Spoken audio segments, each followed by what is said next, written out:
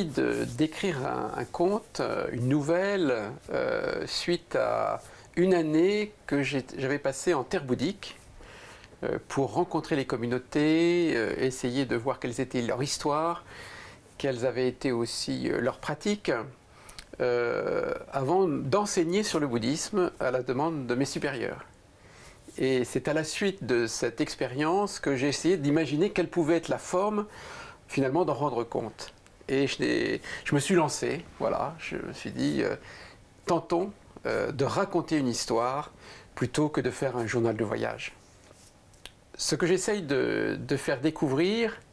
c'est finalement comment un jeune Français, à qui tout réussit finalement, qui se lance dans la vie, à un moment va se poser des questions fondamentales.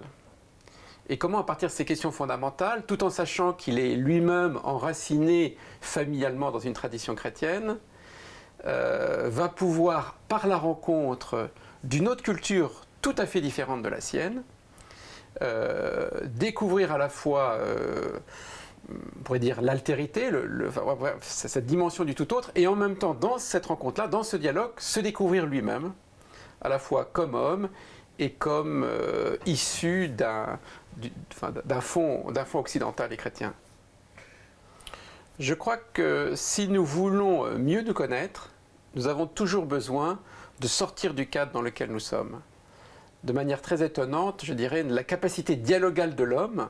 le conduit finalement à entendre autrui à partir de ce qu'autrui est capable de faire connaître de lui-même. Et ceci est toujours finalement un renvoi, enfin, plutôt qu'un renvoi, un écho à ce que nous sommes vraiment. Donc rien de tel en quelque sorte pour mieux se connaître que d'entrer en dialogue. Alors ce que l'on peut découvrir dans la spiritualité bouddhique ou dans la sagesse bouddhique,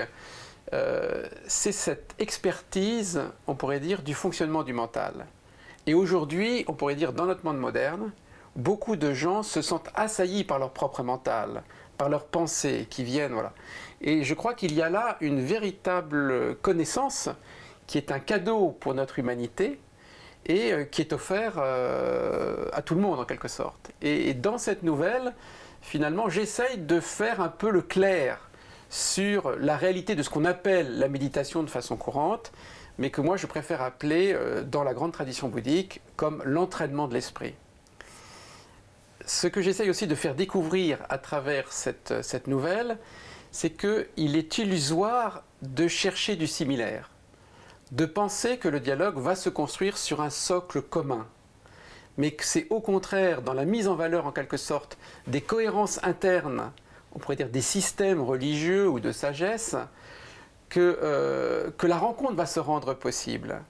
Donc je dirais ce qui est le plus étonnant, ce n'est pas de rechercher des différences ou du similaire, parce que finalement on reste toujours dans le même cadre. C'est de sortir du cadre, et en sortant du cadre, d'entendre des résonances, d'entendre des échos, et qui tout à coup, finalement, nous renvoient à ce que nous sommes vraiment, et qui nous libèrent aussi de toutes les illusions que nous avons pu construire sur nous-mêmes, sur le monde, sur Dieu, sur l'autre.